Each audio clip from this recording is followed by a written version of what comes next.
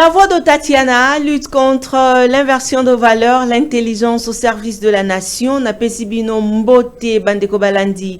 Il y a Télé News RDC, Reaco News Télévision. Na ebite bozali baiki obosobo etando ekepo eto sombiti nya makanisi na mambi. Maematali ekolo ya biso République démocratique du Congo. Natina Lina lelo. Maman Tatiana zongi lisusu po eto so la bon début de semaine. Nabino Banson, ba condoléances les plus attristées na ba famille éprouvée. Mbotama elamu na ba Banson bazali ko sepela moko na bango ya mbotama lelo mbotama elamu a ma grande sœur chérie Chantal Vutu Malembe oyo azali ko sepela moko na ya mbotama lelo topesio mbotama elamu nzambe abokasi bonson akoba kopesa kimia ote ya libota na yo nzambe penza ko bakokokisa nyonso pe posa ya motema na yo. Reaco News Télévision, Télé News RDC to tombelio mbotama elamu ya Chantal Malembe Vutu. Tozongi na plateau na biso ya lelo na Reaco News Télévision pe Télé News RDC to signalé binote tozali en direct pour tout solo là.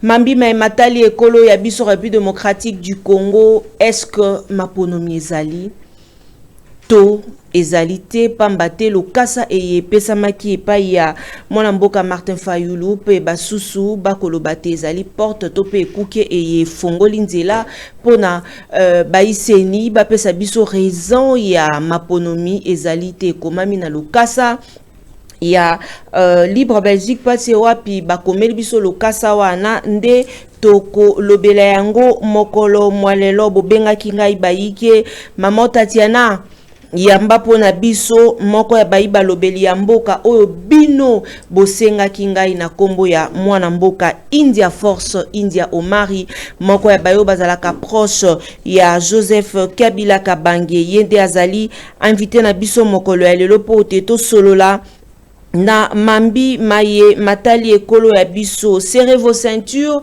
pambate lelo tokolobela nyonso tokolobela mambi maye matali maponomi tokolobela bilan ya tata Félix Tshisekedi tokolobela pe pourquoi mambi maye matali Eliezer Tambo alobi te ezali na bato moko bakoluka ko éliminer physiquement tata mokambi ya ekolo. Tokolobela Katumbi azalaki empêché na pouvoir en place pote akenda komona moko ya bayiba conseiller oyaye baebisi biso te communauté tuchi ya aussi une vidéo bazali ko soutenir candidature ya Félix Tshisekedi. Enfin Jean-Pierre Bemba lobeli Kabila Kabange mandefu na ye tokolobela yango pe lelo pambate toyambi India Force esengelite tolobela makambo wana manso.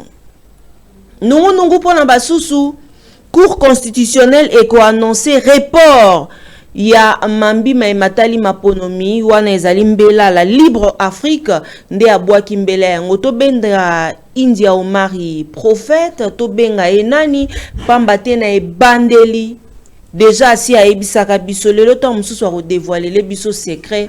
Place nini azora biloko wana nyonso. Serrez vos ceintures bongisa téléphone lelo penza batikela ongonga. India Force, bon début de semaine. Merci maman Tatiana. Mbote mingi, bon début de la semaine. Esengo ezali epai na biso ko yamba lelo na seki parce que totangi lokasa ya Libre Afrique abwa kimbela ya unangaki kolobate nungu ezali po na report ya maponomi soto yambio awa na ngumba Kinshasa tango kendaki na Lubumbashi soto tunika motu na Maman Tatiana akolobelo kote maponomi ezate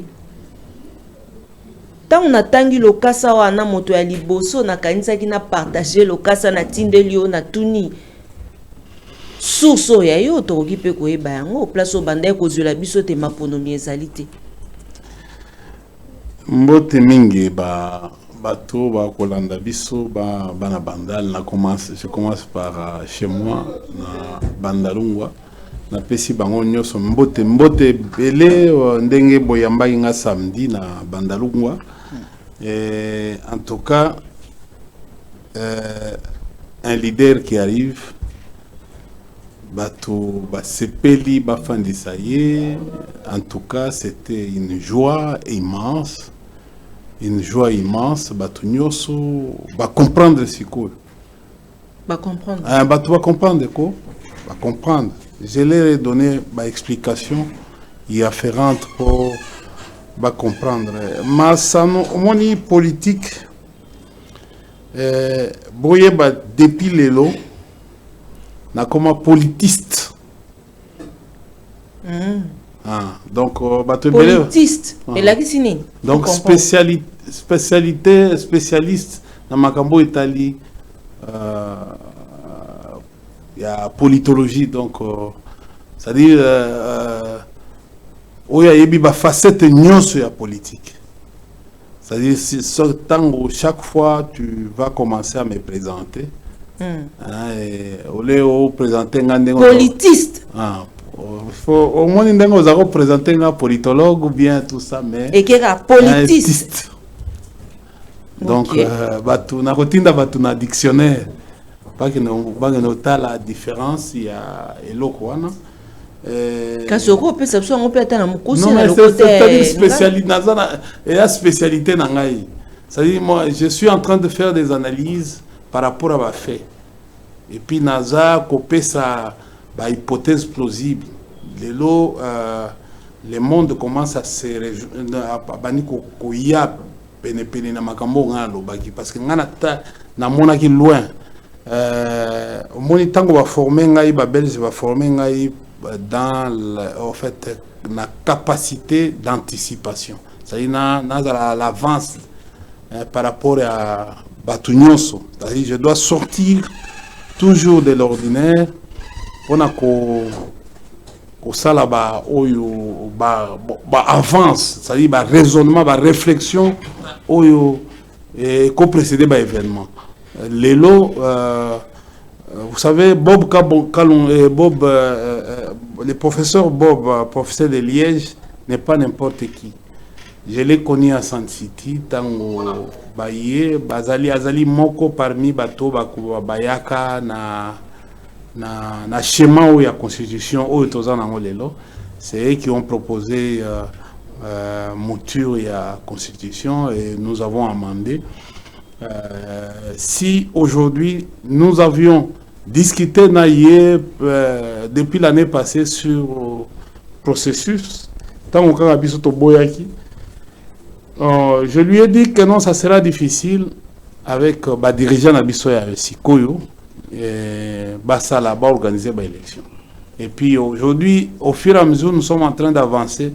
On est en train de voir l'incapacité de M. Kadima il y a qu'au pouvoir, il y a qu'à organiser l'élection dans l'équipe.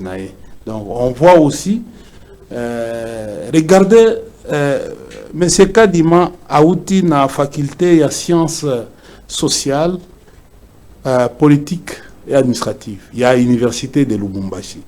Cette faculté, Aza, Oyonana outil. Bon, je suis curieux et je suis sidéré de voir que M. Kadima, osana lettre en Koko Fongolango, M. Kadima, en tant que politologue, il y a un politiste, en tant que politologue, a sali Mbeba sur le plan administratif, a commis président de la République. Il y a une institution d'appui à la démocratie. A commis président de la République a réservé copie pour information au Premier ministre. Mais c'est Kadima, il a son Makasi. Pour l'année. Il a son Makasi. Mais c'est Kadima, constitution, au côté la rôle du président de la République, le Premier ministre, le rôle du gouvernement. Mais c'est Kadima, constitution, ça me fait très mal. Je pourrais avoir Moussou Souaouti, par exemple, dans l'université où il y a Simanda, quoi, ça là, il quoi. Ça va dégâts, s'il vous plaît. Au béni en dégâts. Et ça va dégâts. Ça va dégâts. Vous comprenez? Au début que non, M. Kadima a na promotion à Bachadari. La promotion à Mova. Mais quand M. Kadima commet une erreur administrative pareille, C'est très grave. Bon, à Saliangon encore, a commis le président de la République à réserver. Bon, je pourrais comprendre que Soka Saliangon, il a commis, il a sali lettre. Bako bamba lettre ngo kadima pona makambo etali avion. Et je pourrais comprendre que M. Kadima a écrit au Premier ministre à réserver copie au président de la République. Donc ça les makate ko senga na président de la République. Il n'est pas membre du gouvernement. Mukanda yango constitution yango. Et malheureusement le président de la République cabinet est faible, sinon le directeur de cabinet devait lui dire ce qu'il va faire. Il devait dire sur instruction du président de la République, vous ne devez que vous adresser au Premier ministre. Hein? Parce que il y a avion logistique, et finance, et ça le président de la République. Article 69. Monsieur Kadima. Kotanga. Kotanga, c'est bien ce qu'on comprend de l'université. Le président de la République est le chef de l'État. Il représente la nation et il est le symbole de l'unité nationale. Il veille au respect de la Constitution. Il assure par son arbitrage le fonctionnement régulier des pouvoirs publics. Il assure par son arbitrage le fonctionnement régulier des pouvoirs publics et des institutions. Monsieur Kadima, voici les institutions de la République. Outre les trois pouvoirs que nous avons. Nous avons, il y a séparation du pouvoir, le principe de la séparation du pouvoir, il y a de la seconda. Hein, au fait, vous connaissez Montesquieu qui nous a parlé du principe de la séparation du pouvoir, monsieur Kadima. Vous devez savoir les trois pouvoirs. Il y a pouvoir exécutif, il y a pouvoir législatif et le pouvoir judiciaire. Avec 4 institutions de la République, le président de la République, le gouvernement, le Parlement et les cours et tribunaux. Monsieur Kadima, regardez votre lettre administrative. On peut écouter, oh, papa Isango Idiwanzila, le professeur Isango ou le professeur Kabeya Lubilanchi. Monsieur Kadima, rappelez-vous du professeur Kabeya Lubilanchi. Ah, c'est rappelé point. Oui, parce que bon, c'est son professeur qui lui a donné cours, il doit se rappeler. Mais qui vous a enseigné des choses pareilles? Qui vous a enseigné? Monsieur Kadima. Tous ces le jeu qu'il a fait, est-ce que beaucoup de gens ont compris le jeu de Kadima, de monsieur Kadima? En écrivant. Non, mais il responsabilise maintenant l'échec. En cas d'échec, il y a élection, c'est le président de la République. Il a joué son rôle, il y a théâtre, il y a comédie en faisant ce courrier. Il est supposé en coulisses que non, il a parlé. Maintenant, on lui a promis par le président de la République. Maintenant, il a fini par, pour sauver sa peau.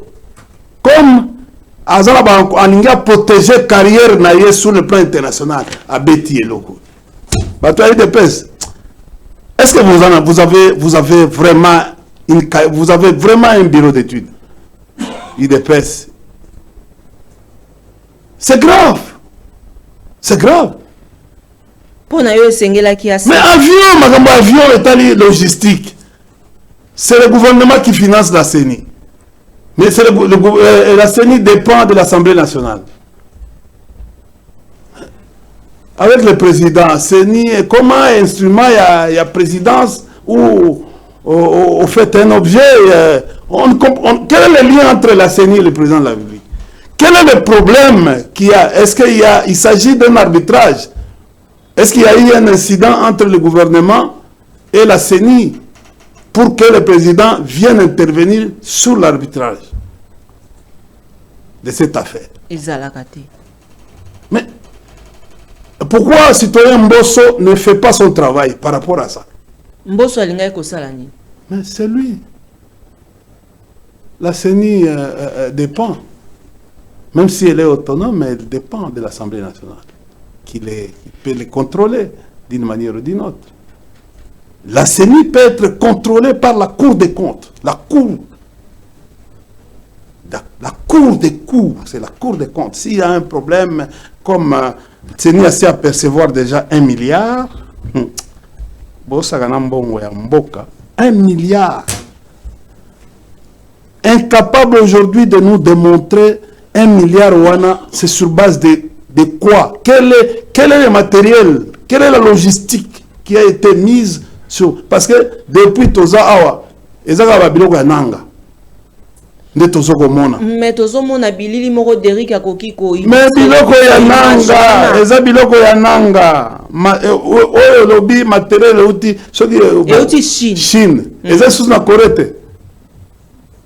Et puis matériel ango, il faut autant la quantité zango, combien de tonnes? Combien de tonnes? C'est pour arroser quelle province et quelle commune? Parce qu'il faut faire très attention. Ça, c'est pas un cargo, c'est un vol régulier qui prennent les bagages. Il y a tout dans vanini. Il y a tout maintenant, c'est eux-mêmes qui sont venus nous dire ici que nous PV et comme ça le mana Corée du Sud. Parce que PV est long et ça et comment ça la Chine. Or, on a besoin pour les 4 élections, on a besoin de 500 000 tonnes. 500 000 tonnes. Il y a PV uniquement. 500 000 tonnes. Pour la PV. PV. Au moins, les lots on a calculé. C'est pas pour rien que non, Joseph Kabila à l'époque m'avait envoyé beaucoup de gens ne connaissent pas. Beaucoup de gens ne connaissent pas ce que ça veut dire au GFM. Nous allons leur démontrer l'OGFM en 2024. Quelle est l'importance de l'OGFM par rapport à la douane, par rapport à l'OCC. Mais c'est-à-dire dossier 2024. Bon, yo kana ebisa yo.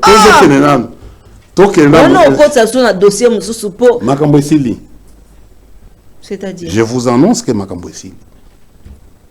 Je suis sérieux avec moi-même. Mambo Esili élection le 20 décembre. Mais donc mercredi. Bureau yoko que nous voter, bureau de vote là. On va afficher. Donc tout le selon dit loi non mais na tout voilà ça à l'époque en 2018 ero ba si va afficher déjà ba nombre ya ba électeurs nous sommes pas voter dans ba bureau na bango. Nous sommes à une semaine des élections. Mais moi on devait est-ce que ba école ba si ba kangi nante si tu voter dans ba école on devait déjà évacuer tous ces enfants. Donc, pour nous couper ça une semaine, bah afficher, bah liste nyonso. Mais maman,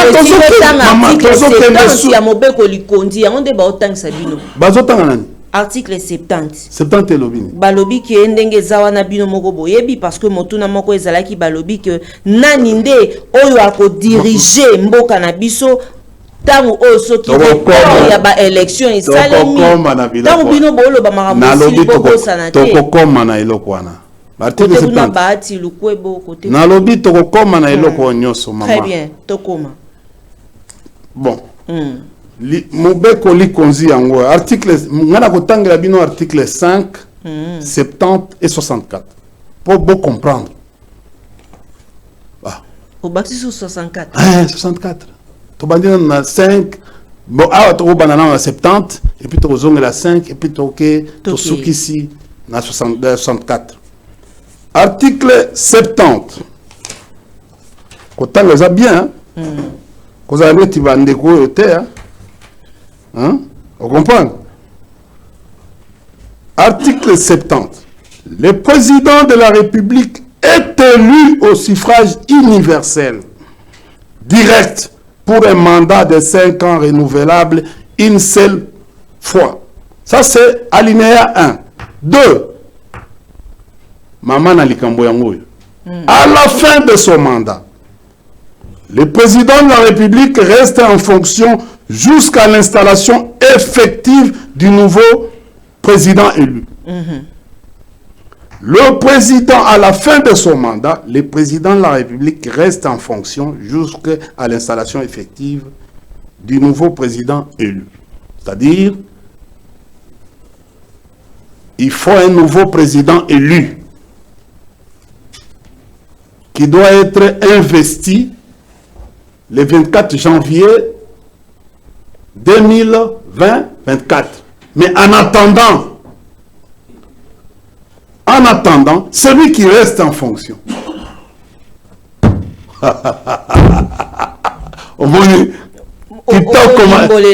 C'est-à-dire, à la fin de son mandat, c'est-à-dire le mandat, le mandat président. Mais à la fin, il y a mandat, il y a Félix Tshisekedi, il y a Félix Tshisekedi, il y a Tikali Kaka Félix Tshisekedi, wana, ti oyakoyat. Le roi Zonga le mais c'est il faut avoir élu. Bon, ce qui m'a pronommé Ezalité. Mais c'est-à-dire que non, ici, la Constitution vous dit que de ne pas, il ne vous dit pas de ne pas organiser les élections. Il insiste sur l'organisation électorale. Pour un président élu. Mais en attendant, il y a une transition. L'homme reste. Donc, tout le bâtiment, ceux qui ont la transition. C'est-à-dire, ceux qui ont par volonté nayo au bongoli constitution na modèle nayo to kei na article 5 et puis te osoka na article 64. Article 5 autant les amalamu makasi la souveraineté nationale appartient au peuple. Tout pouvoir émane du peuple qui l'exerce au moni. Est-ce que yoki balobi pouvoir ekouta na lolenge wana te na modèle ya arrogance te ya modèle ya kotingama te il faut euta na peuple. La souveraineté nationale appartient au peuple. Tout pouvoir émane du peuple qui l'exerce directement par la voie de référendum ou d'élection et indirectement par ses représentants. Aucune fraction du peuple, ni aucun individu ne peut s'en attribuer l'exercice. Alors, il y a président un Sénat. Mais il y a 4 zokende. Article 5. Oh, mon bec, le conduit en bol, babo, ça mais non, article 64.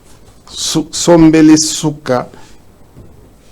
Tout Congolais a le devoir, c'est-à-dire Mouto Yanko, à Kofanda na Bokonzi, en dehors ya délai na ye constitutionnel, Oyo Mbeko li Konzi, à lobby.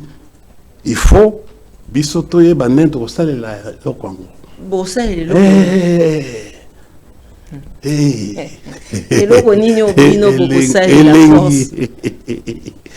Tout Congolais a le devoir de faire échec à tout individu ou groupe d'individus qui prend le pouvoir, parce que là, c'est encore par la force ou qui exerce en violation des dispositions de la Constitution, de la présente Constitution.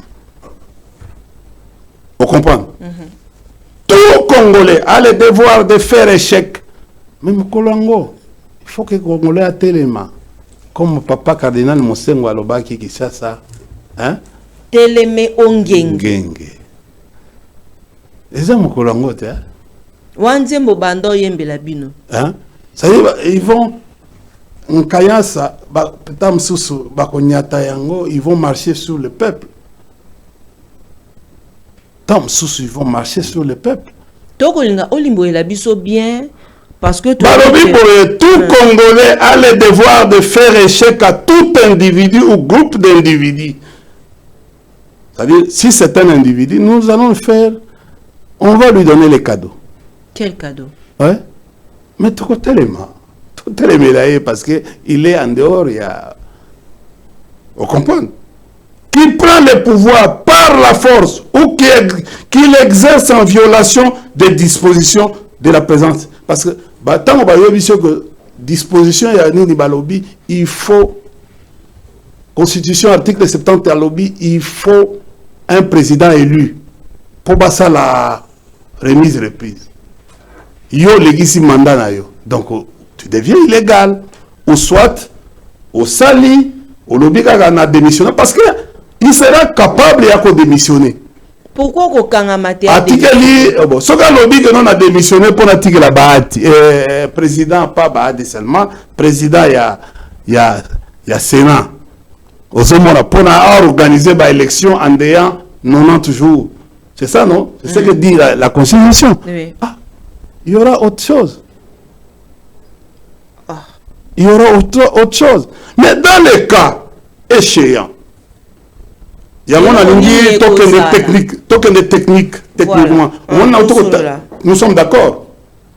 Nani? Au monde politique est à droite. Politique, la science, les sciences, ça qu'on a dit, je suis politiste. Les sciences pro. Prisme nango, c'est prisme descriptif et explicatif. Tandis que Batunabiso y a droit, un prisme dogmatique. Prisme normatif. Que on a souscrit et tout yango. Nous on développe, on décrit. Parce que science nabiso na sociologie. Yango mona ba tobengango les faits totaux sont les faits sociaux sont totaux et globaux. Vous comprenez? Tu as un principe. Au limbo de la biso, le 20 décembre, ma ponomie ezalité. Maman, c'est pour vous dire ceci.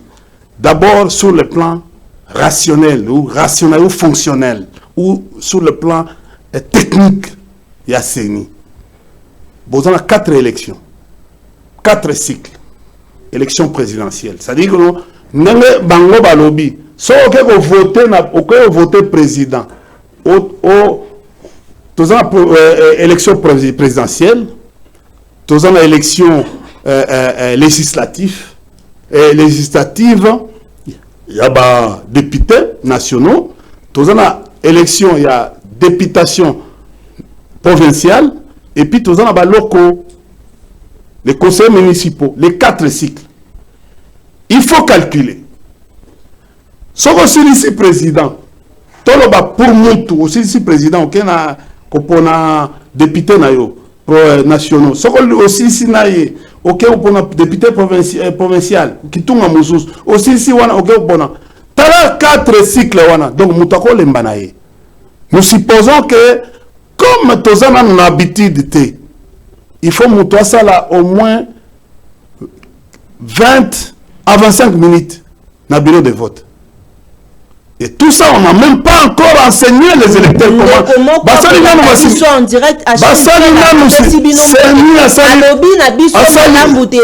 force au répondre biso. Est-ce que ceux qui m'a ponomi égalité dans la transition sans Félix Tshisekedi Toboni? Bon, on a une proposition, il y a Bob Kabamba. Nous l'avons déjà dit. Je vous avais dit, la transition va se faire sans Tshisekedi. Mais c'est Tshisekedi. Notre transition sans Kabila et ils n'ont pas pratiqué. Nous, la population, nous allons pratiquer ça. Et d'ailleurs, Bango malheur na Bango ezali que d'abord la grogne va commencer à l'union secrète. Parce que Batouate qui l'mbouko à l'opango. On dit que annonce d'abord et report à l'élection est catastrophique. Baboy ko pesa mongo et pas y a ba candidat na bango parce que Kabila en a fait. Il a donné l'argent à tout le monde. Mais secrétaire général, il y a eu des pèses, c'est-à-dire que non. Bah pesa combien? Mais 3 000, 4 000, 5 000, même 10 000. Ah, mais c'est ça. Il fallait se préparer. Mbongo yarame et tout liama. soko calculer perdre balia kambongo ya peuple ebele yango wana balia eloko nini parce que les élections on ne s'improvise pas, ça se prépare. Ils ont fait 5 ans pour préparer les élections. Nous, on avait dit au président, pourquoi vous ne préparez pas les élections? Où est les comptes que vous avez ouverts pendant JBC à l'élection? Depuis au début. Tanguayaki, il fallait à non, mandat à 5 ans. Il devait se préparer par rapport. Il a besoin de la majorité. Ozomona, regarde. Ba banko nyoso soko kendo kukuta biso to na ba leki na biso bazawa na ba banque, mais les candidats se sont endettés avec taux. On est ailleurs dans les pays du monde, les taux d'intérêt de 3 4%. Ah ouais, c'est exorbitant, nous sommes au-delà même de 22. Mais si quoi motoana sia teki akekoti kalbuku ya lopango pour la campagne que la campagne que vous voyez ici, à part les membres du gouvernement, tout ça, d'ailleurs, DG, je vois les DG qui sont en train de faire aussi la campagne, qui sont des candidats. Au détriment, c'est-à-dire, boycotter, mibeko mboka. Aux hommes, il n'y a pas le président de la République. Parce qu'il devait prendre acte, il y a la démission à Bango, mais il n'a pas pris acte. Le président a cautionné ça. Aucune ordonnance de prendre à la prise acte. Mais pendant tous les mandats, il a pris acte. Il y a la démission, il y a le candidat. Mais lui laisse un mandataire actif. Je vois par exemple, Moutou DGI, je vois photo naïe.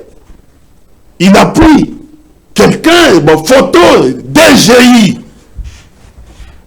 Il n'y a pas si. Il n'y a pas si. Mais l'administration est neutre. L'administration, elle est neutre. Non, moi, on va coller là. Na budget, ça fait déjà 4 mois. 4 mois.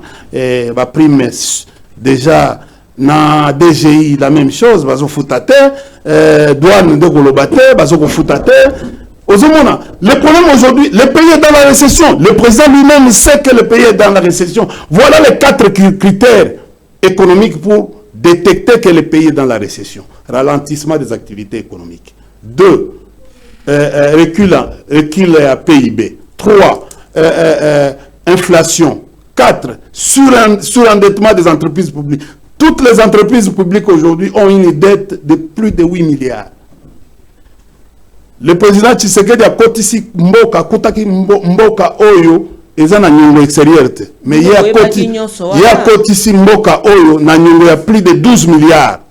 Dans les 5 ans ici, nous avons et puis tous ont raté kutuna ba procès moko ya pamba en international. Vous comprenez? Et puis vous dites que non, c'est une diplomatie agissante. Non. Aujourd'hui, beaucoup de gens qui ont maternité, sont gratuites. Kende na boa.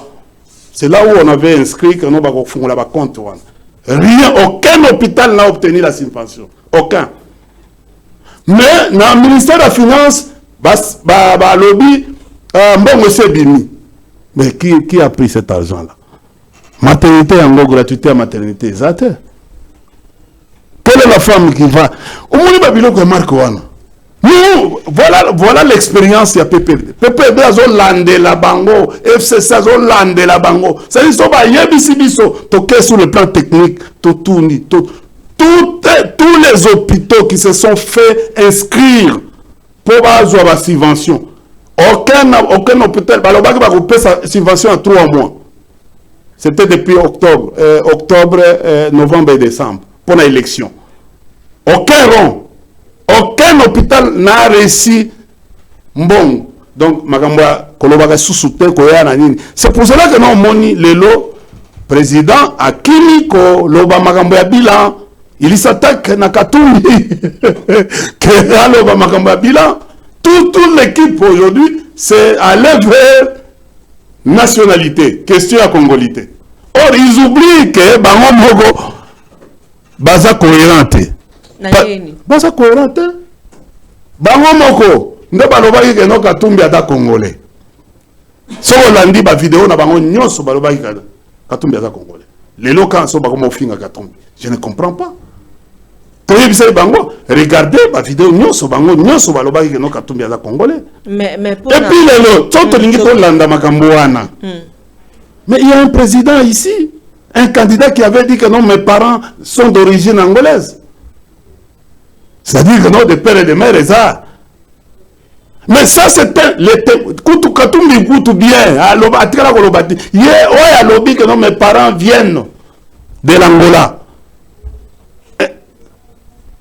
Mais témoignage en Sciences Po, fait fi. Fait fi. Fait foi. Il y a loi. Mais je vais vous dire une chose. Je vais vous dire une chose. Batoyo, bakoki kosala bilan na bangote, bakena ba biloko ba facilité. Bon, bakena ba biloko ba congolité wana. Eza ba biloko na bango depuis kala. Il dépêche muto kabela Mobutu nationalité centrafricaine. Oye bango. Il dépêche Kabila kasuri rwandais. Et puis attends on moni que non Kabila azana village Rwanda te ba pesi Kabila kombo ya nini oyo Tanzanie. Vous comprenez? Kaka IDPS kaka. Yem to kabela ka batuma ba nationalité. Mais moi na mboka India alors que ouais, l'article 10 est clair. L'article 10 de la Constitution est clair. Biso ngai lelo na yena buku oyo li konzi la nationalité congolaise est une et exclusive et sili. Il a moko soko zui yango ozui. Elle ne peut être détenue concurremment avec une autre. Aucune autre. La nationalité congolaise est soit d'origine, soit d'acquisition individuelle. D'acquisition individuelle. C'est-à-dire que non, neti ndokonabiso yo Mazembe, Nazembe. Azalaga, ancien président, il y a Fédération libanaise na République démocratique du Congo. À l'époque, à Mobutu, a une nationalité, yemoko comme Nwandi, afin de Nakatang. Vous comprenez?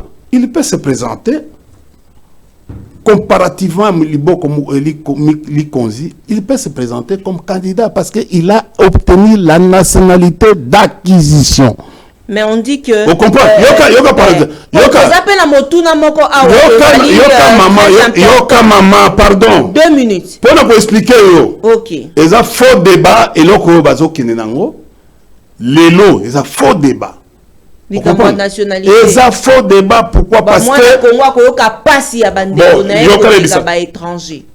Quand Katumbi s'est inscrit comme candidat, nani a autorisé comme candidat? Et ça, c'est nité.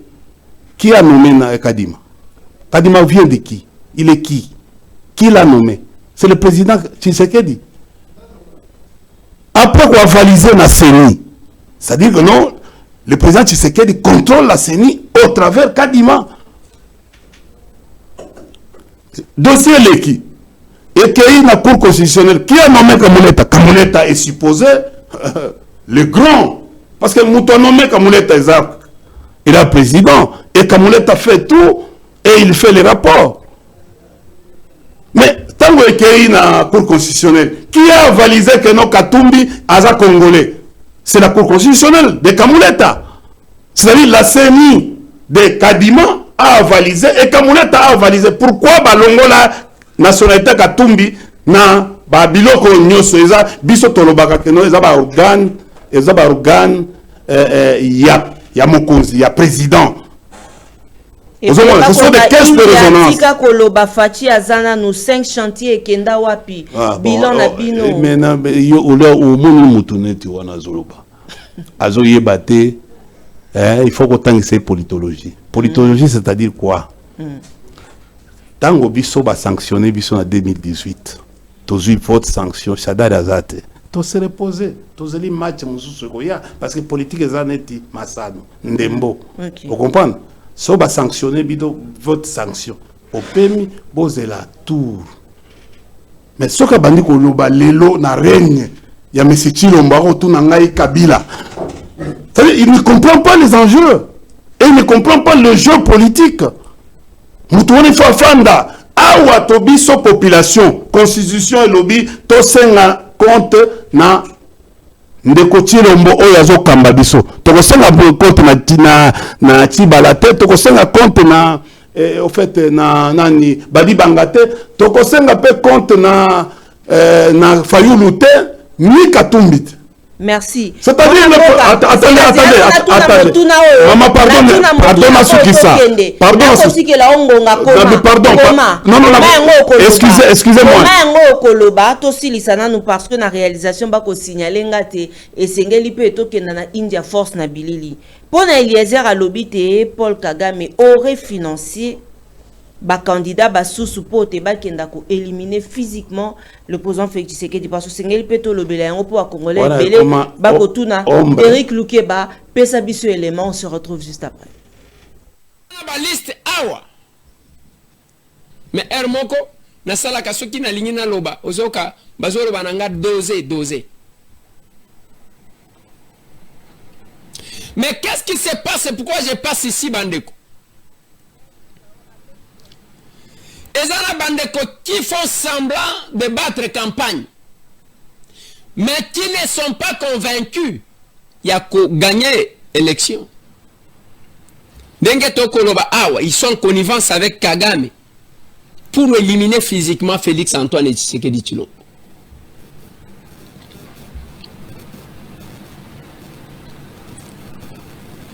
Bazaki kosala ba plan, il y a causé la haine à Est. Ngai na loba na bango bomo ya chef de l'État ezana maboko nzambe parce que ndeye apesa. Mais ceux qui ne voient pas ça, c'est compliqué. Je passe même la nuit. Aux hommes ba écran géant, ba camion na écran campagne ya Moïse Katumbi ezotoka. Boyoki ata esika moko te ke batake bazo sala non. Mais l'autre fois, je vous ai montré les images du Katanga. Ndenge bazo pikola. Photo ya chef de l'État. Mais ya zakunate. Il continue à battre sa campagne. Nathalie Satali Sabino Makambu est belé. Mutema ya mutuna mutubaye bakango à travers son comportement. Son agir. Je connais quelque chose. Lelo awa nazolo baka na bino mikolo nyonso que un parlementaire ne peut pas passer dans le média zoko saka bino kenga na sala nzela nga na sala na chakura na chamai. C'est faux. Ce n'est pas son travail. Ce qui a sala yango azwa ngo na nzela nini bande konangai bokelanga. Un parlementaire obtient tout à travers le débat sur le budget. Et non à COP et à cocotte à gauche et droite, non. Je l'ai dit, balingi bakota. Merci na Roger Mangbanda d'être scotché branché également à Cécile Osango. La confiance du chef Serge Katembo, maman Emiline Zemba. Il y a tous pepele ambeto le maman Likelemba. Merci na Biondenge Bozali. Et belle scotché branché na komona baye États-Unis, France, Londres, Canada. Matondo mingi na bino banson bisika bison ezwami bino penza na koliki ate. Matondo mingi na abino. India Force na moni bato ebele bakotua India Force. Merci pour na présence na yo nzambe a pambola yo la kabiso ba révélation morokuta okoma prophète India. India Force to landi Eliezer na yo na ebike pena yo za na bomesa na répondre te mais mwandi bola parce que pour na Eliezer ils en place msusu bazo Bouka bazo kata ba fiche chef de l'État Katumbi a kolobelo côté c'est vrai aux porte-parole à Katumbi te mais to kolobe l'actualité politique Katumbi esengela ki a kata makambo a kosala pour que kende koyebisa ba Kongomani topé population ya ba bazala ki wana esika ba kokata botika bosala boete toboni. Bon, de toutes les façons je ne voulais pas répondre à Komi Kitisa, niveau Nanga na Komi Kitisa. Moi, je ne suis pas autodidacte. Je suis allé à l'université, faire l'université. Et pour en comprendre. Autodidacte, comprendre. Parce que biso to tindika qui n'a biso. Moi, je ne peux pas répondre. Moi, je ne suis pas autodidacte. Les autodidactes, il y a style à l'université. Il y a un complexe d'infériorité. Tiliwa. C'est-à-dire, ce sont des gens qui ne retiennent pas, au moins, ils sont dans le système d'enseignement. Ils sont dans la agrégation. Tant qu'on a IPEN, il y a une différence entre compréhension et assimilation. Tu comprends la matière et tu assimiles la matière. C'est comme ça que Montaigne disait, il y a que contredire Rabelais pour dire vaut mieux la tête bien faite que la tête bien pleine. Or, Rabelais à l'Obaki vaut mieux la tête bien pleine que la tête bien faite. Vous comprenez? Et au fait, quand on vient dans une science qu'on appelle science sociale ou sociologie, aujourd'hui la sociologie a même développé tout comme la sociologie des religions. C'est la dernière science créée en 1989 par un ambassadeur qui est ici. Aza Awa, accrédité, un professeur d'université, un ambassadeur qui est ici. Vous voyez, Serbie et Monténégro, vous voyez, histoire entre Serbie et Monténégro. Histoire, il y a... Et les airs à l'objet, ça n'a pas tout. On comprend. Bon, c'est quoi l'ambassadeur à Serbie? On a éliminé Tata Mokambia Ekolo. Non, il faut comprendre. Quand Eliezer a Outina Ipen, il est supposé avoir sorti de l'Ipen après, bref, Moussala n'a pas y a, comme caissier et pas y a na RLTV. Mais les Kinabiso, il devait savoir question sociale et que n'a pas fait. Tant au lobby, il y a un candidat Paul Kagame a financé. Il est supposé avoir des preuves. Candidat et puis, deux, il accuse le président, son leader. Et il arrive même à insulter son leader de ne pas avoir le contrôle sur la RDC. Parce que Mbongo, Toza Lelo na PG qui soula, au Etali, na pesi mbote. Na pesi pe madame na ye, mutunangai, ye pe, mutunangai chik, na pesi mbote sika bazali, azali. Mais blanchissement na makambo Etali, ma transaction ya Mbongo. Mais c'est Kissoula, c'est un grand magistrat, un grand homme, un homme intelligent. Au moins, niveau na biso ta to dako sala to ko tanga chik to dako se comparer bangoana. Bangoana ali belé ba PG Kabila ba c'est belé awa. Et belé. Vous comprenez? Ba vient nga ba Kaif. Vous comprenez? PG Kaif ba vient nga ba Vondé, c'est parmi les meilleurs avocats que nous avons, et les meilleurs magistrats que nous avons dans ce pays. Mais, comme à niveau OIT, on a financé, Kagame a financé. Mais quelle est la traçabilité? Est-ce que son information a été recoupée? Lui a fait, bon, s'il arrivait que non, à côté de mouton noir dans le journalisme. Mais on traite l'information en matière journalistique. L'information, avant de la diffuser, doit être traitée. Même si on va cacher la source, comme on posait la source, mais lui doit nous dire exactement, avec l'exactitude. Quand il dit, on va éliminer les chefs de l'État. Est-ce que nous avons un service? Si nous avons un service, Eliezer ne devait pas être là. Il devait être arrêté automatiquement. Parce que l'affaire du chef de l'État concerne toute la nation. C'est un symbole. L'article 69 fait comment un individu peut venir nous alerter sur la mort d'un grand, ou tout un pays, ils ont compris ce soir. Mais c'est grave. On a eu panique, psychose, hier, Eliezer a causé la population, sur le plan opinion publique interne. attention à la notion de l'opinion publique. L'opinion publique internationale dépend de l'opinion publique interne. Ceux qui étudient les relations internationales dans les universités comprennent, sont en adéquation avec moi sur ce plan. Monsieur Eliezer, avec ça, il devait être automatiquement, c'est-à-dire la CNS devait mettre la main sur Eliezer pour que non, Eliezer a que nous puissions donner. Vous comprenez? Pensez-vous que vous salimez? Mais ce que ça limité, c'est pour te montrer la légèreté avec laquelle vous traitez votre dossier. Il est, c'est quoi? Il a toujours une famille. Il a toujours un membre de la famille. Vous comprenez?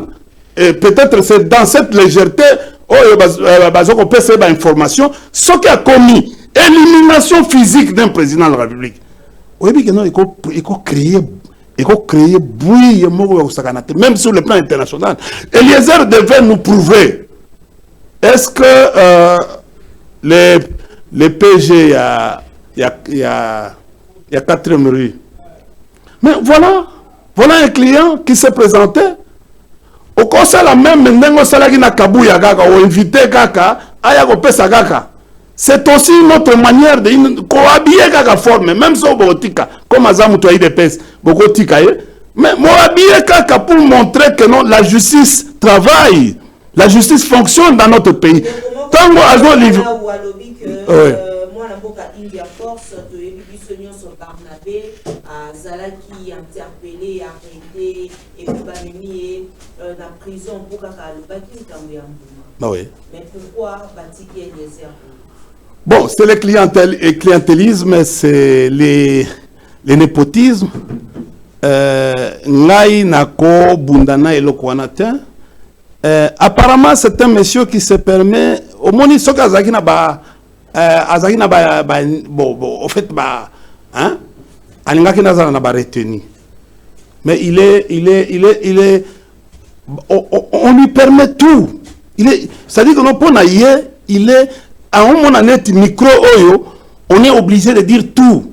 En principe, ce qui est là, heureusement, on va bien le président de la République, le chef de l'État. Il y a même sens. Quelle est la différence entre un chef de l'État et un président de la République? Vous comprenez? Nabamboka Moussousou, net France. Macron est président de la République, il n'est pas chef de l'État. Nabamboka Moussousou, au fait, Nani, par exemple, Netanyahu, vous comprenez? Ce régime politique comparé, il va voir la différence entre un chef de l'État et un président de la République. Nous lui disons, bon, il n'a pas tort aussi de l'appeler, mais Bango Balingaka, un chef de l'État et l'équipe même président de la République. Mais il doit avoir, tant que président de la République, il faut un respect de cette fonction-là. Il y a une nécessité. Au moins, il y a un collaborateur Kabila. Tu y a une valeur à fonction. Camarade nous avons le devoir de protéger. Même si mandat est mais nous avons besoin de les respecter. Même dans un combat politique comme combat de contradiction. Par exemple, il n'a pas le droit. On a financé, Kagame a financé. Mais qui était allié? Bon, c'est-à-dire c'est lui qui doit nous dire. Est-ce que tu sais que non, Eliezer Kagaye Moko Lobagi que non, Kabarebe Ayaka Awa, na régime ya Ayaka Awa, bazake sur na salon nini, bapesi 1 million, abimi na 1 million à Kei. Jusqu'aujourd'hui, Kaka Eliezer, jusqu'aujourd'hui, personne n'a jamais dit, lui là, il était là, il a assisté na événement wana. Mais à Tigala, jamais Koya Bisabiso. Et ce qui est ça par rapport à l'analyse des connexions, parce que ça c'est dans les analyses stratégiques, à part analyse des hypothèses concurrentielles, il y a ce qu'on appelle l'analyse des connexions, il y a analyse imagée, il y a beaucoup d'analyses. Il y a analyse des connexions. Autre ça la simulation. Soto lingito kamata bande ba propos na ya liboso. tout connecté à ma propos OU. Vous allez voir aujourd'hui que non, les Rwandais continuent à financer. S'il faut aller au-delà, avec hypothèse que non, l'ambassade du Rwanda continue encore, quel que soit, le président est en train de faire il a fait les meetings à Goma, mais il n'a jamais rompu les relations diplomatiques avec les Rwandais. Oui, le Mama Tatiana, au Kende à l'ambassade obtenir un visa au Rwanda. Mais ce qui y a, tout le Rwanda. Mais ce qui y a, Tatiana, ok, au Mekika, au visa, ok, Rwanda, au Zongi, le service va t'interpeller. Mais qui vont au Rwanda au travers la chancellerie rwandaise qui est ici installée dans Mboka Nabiso, à Kinshasa? Il y a beaucoup de Rwandais ici qui n'ont jamais été inquiétés. Les chargés d'affaires du Rwanda, chargés d'affaires AI, ad intérim, existe, il est dans toutes les boîtes, il est dans tous les restaurants.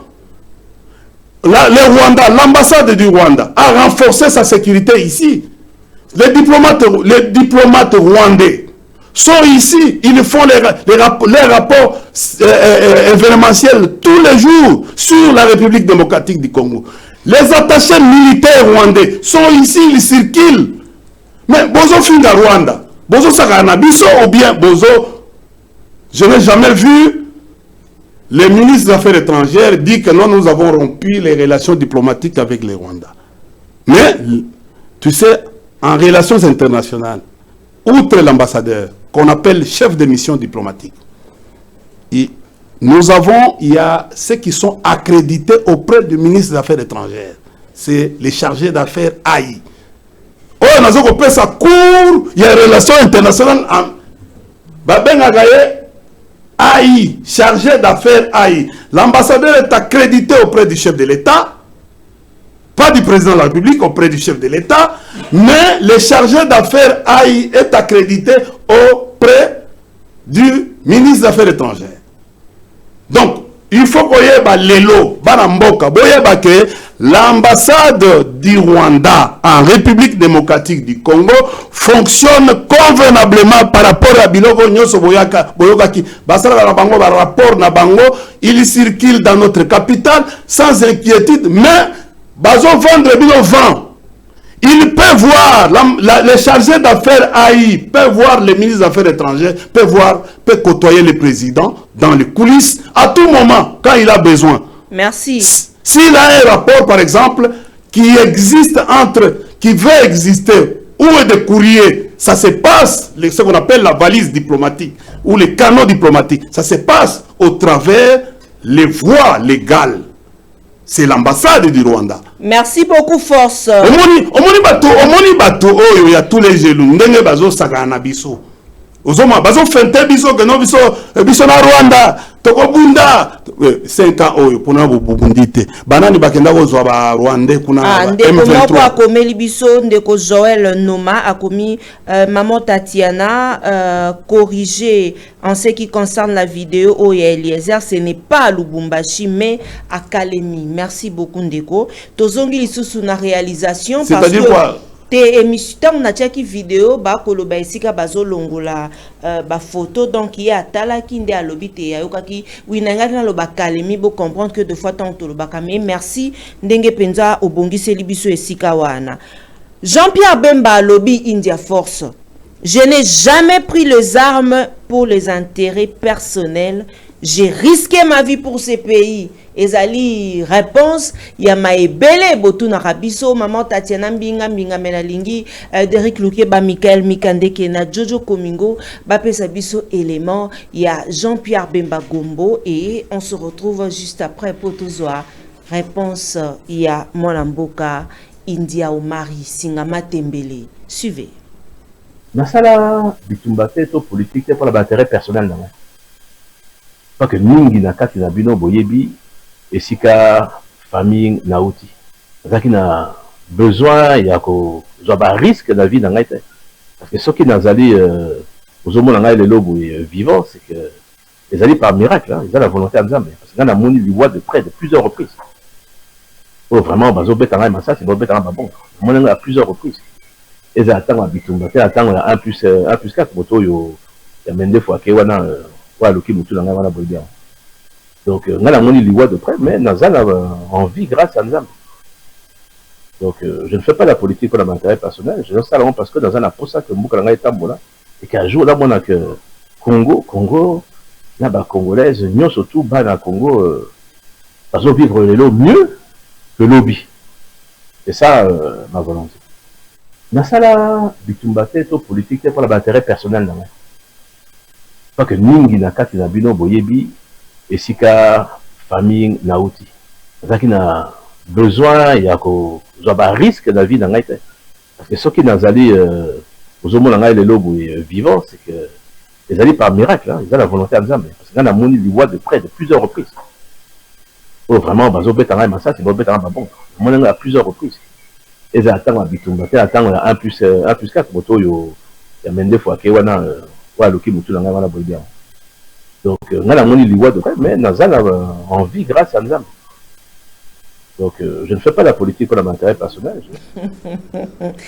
Tozongi na plateau na biso, merci na bino nyonso, baibozali baiki oboso baetando eke, un grand merci encore une fois na maman Sido, maman na Naomi depuis Anvers, merci na baïnyonso bolandaka maman Tatiana, bino pe bayo bozali en direct, matondo mingi na bino banson, bayo boko loba mwana mboka Sylvestre Ngoya kokomela biso maman Tatiana yebisa India ke Bemba a raison. Bon, je ne sais pas. Hein. Yo landiti. De quoi? Alobel mutamandefu. C'est quoi? Joseph Kabila ti. Bon, na tina 1 plus 4 ke musika. Mon biso toninga polémique na viete ala kulutu na biso. Beaucoup de respect. Allez, kulutu, respect na yo yango wana. Oui, tokolinga polémique na été. Mais vieux ngale kinao. Politique basale lango na rankinte. Vous comprenez? Sinon to signa tolinga to na ordonnance à président de la République alinga komate vi l'accord oya nomagi premier ministre Ilunga Ilunga. Vi l'accord entre le FCC et le CAF. Hein? Boyebi accord wana. Kulutu, beaucoup de respect encore. Naïbité. Kosala Bitumba. Est-ce qu'il y a Salaï Bitumba ya solo? Président honoraire Ndeba Obenga. Est-ce qu'il y a Salaï Bitumba ya solo? Ouais. Ou bien Zala qui ba.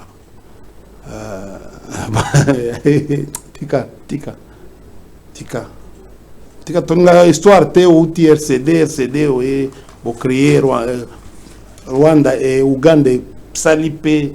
Hein? Moi j'ai déjà assisté à une blague à Sun City entre Vienanga Mbusa Nyamwisi que je salue en passant na Kulutu. Bah aussi mal cravate. Je crois que vu à déjà. Ouais, simba cravate. Ah simba cravate ya Mbusa. Ah oui, Mbusa. J'avais entendu Kulutu. C'est pas à la télé que je vais révéler les choses. Je nous n'allons pas arriver. Ça, c'est pas ça la politique. C'est pas ça. On ne peut pas venir raconter les choses ici que nous avons fait. Non. On ne peut pas venir raconter des choses aujourd'hui. Nous sommes des hommes d'État. Il faut comprendre. Nous sommes des hommes d'État. Nous n'avons pas. Donc, on ne peut pas. Nous avons fait avec lui l'accord de cascade. Et le bagani? Oui. On devait faire l'union avec les MLC pour na awana matadi. Ouais, pour na ba Congolais kaka. Au moins depuis na loba marambo ya infiltration na mixage. Discours on a oyoki même campagne bazolo bango souter. Pourquoi? Parce que n'attendant même vieux aya osala témoignage. Moi je pensais que non aya na discours pour na loba que non. Lorsque j'étais avec les Ougandais qui me parrainaient, Nazongisaki na état-major général tel Minduki. Vous comprenez? Tel nombre ya Minduki. Voilà, ndengenga na bundela kimboka. Mais Minduki ya MLC, nyonso, ezonga na Ouganda. Je demande un débat avec le vieux. Même par respect. Ma Minduki, tu n'auras aucun document à l'état-major général. Oh, MLC a Zongisa. Et je vais citer même ces anciens colonels qui sont devenus des généraux. Parce que là, on a enregistré Bangona Vie, Aouchaï, Asenga, on a fait un travail. Na fait général Chimi. On a Chimi avec d'autres généraux. Donc, Minduki est zonga kawase, mais. Minduki ya RCD, Minduki ya MLC. Minduki ata moko te zonga. Mais président. C'est supposé, il y avait Versa Batuna Bango. C'est ça qu'on appelle. Rappelez-vous des mémorandums 1 et 2 de l'armée. 1 et 2 de l'armée. C'est un livre que beaucoup ne lisent pas. Beaucoup ne lisent pas. Mémorandum 1 et 2 de l'armée. Témoin dans vieux Kamer Azali, il est encore vivant. Vieux Etumba, général Etumba Azali. Vous comprenez? Pardon? Na Kamer est témoin. Ah, ça témoin dans un chef de délégation. Oh, et tel ma pinga, Azali général Etumba. Longila. Vous comprenez? On y attend le général Ebele, général Amouli, tout ça, en fait, Nani Mukiza, na MLC. Vous comprenez? Touma Loaka, le colonel Loaka Thomas, il a l'histoire. Vous savez, Kulutu, Tika Makamboana, Tika, intérêt à Congo, Tika Toyebi Badnani, Badnako défendre l'intérêt à Congo. Kulutu. Donc, on voit que Jean-Pierre Bemba défendait l'intérêt à Congo. Je dis ceci, Toyebi, Ngai, Mutu, Ngai na Koko. Au moins, vis-à-vis, amour na yo vis-à-vis à Congo, on a Koko Botolangote.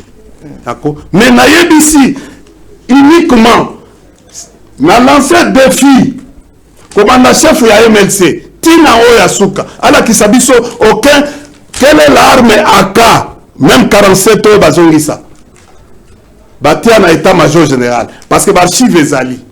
Parce que Kolingamboka yango, ça fait partie.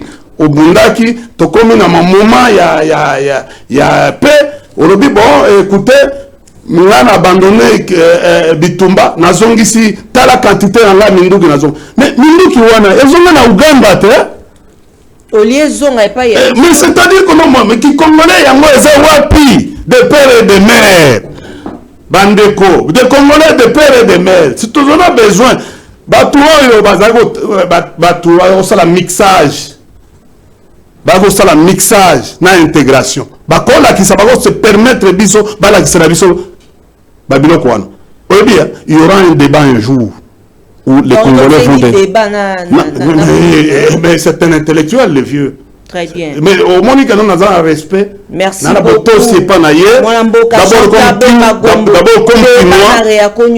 comme Kinois. Télé News RDC. On va débat autour. Très bien. Autour débat. Pas na babilo pas na chaîne il y a compétence avec le gouvernement non. OK. Vous comprenez? Yango na yebisaki même ba opposant nyonso ba candidat opposant nyonso. Base à la piégité. Mais déjà, le président c'est ça qui a traité Bango Baza incompétent. C'est-à-dire, il faut comprendre la colère. C'est quel ban à micro. Oh. Mon opposant à mon côté, aucun na machine wana nyos. Rendez-vous musu sur les gars lelo. Oh le père boy. Quel ban à micro. Débat sont pas lingué baza débat. Président na Katumbi ou le président na Matata ou le président na on a réaco news ou bien la télé télé news. Très bien. Jean-Marie Kassamba ou soit dans la chaîne Jean parce que là ce sont des chaînes neutres. OK. Basali mais boyo ya kokenda non keba ou soit bango moko ba bandana ba débat na bango ba benga mutu na bango ba basali débat et puis on va voir le rythme. Mais il y a des opposants avant. Il y a des sous-têtes, tika biso to ça, tika bango ba opposants wana basala. Le lenge bazo sala campagne na bango na marée humaine. Et comment on bangi ça? Et comment on bangi ça? Comment on peut s'acharner sur un individu au lieu de concentrer vos énergies sur votre bilan? Parce que vous avez géré ce pays. Boye biso bo sali nini. Population, vous avez besoin d'un mandat. bo remplir population azo senga boningi bosala nini, quel est votre plan, boza na bilan te, boza na vision te. Regarde, tu peux avoir une campagne où le président de la République n'a pas un discours de campagne, n'a pas il ne schématise pas les toujours y batté à cause la ligne na 5 ans. Azoka bula 2 ans moko o wana bozaki na bino. Mais non, slogan la campagne exacte. Vous comprenez? Mais bango directeur la campagne d'abord toujours mona na campagne te. C'est aki nani bandubola nani omsusu. Na Jacquemin. Bango tout baza effacé bazo motika na Kisasa. Ozomona yoso mona directeur de campagne yene mto introduiraka. Vous comprenez? C'est pour vous dire ceci que non, il y a Toïboï. Il y a. Vous comprenez? Au moment où na yebisaki na yebisa ibino gambino malaise eza makasi. Mama Tatiana. Au moment où babilo ko nyoso ko tindaka batu bakende ko wataka. Non, vieux Jean-Pierre a vieux nangai yo tanga babilo na ya commerce. Atanga commerce. Ah, ya atanga. Politique. Ala papier.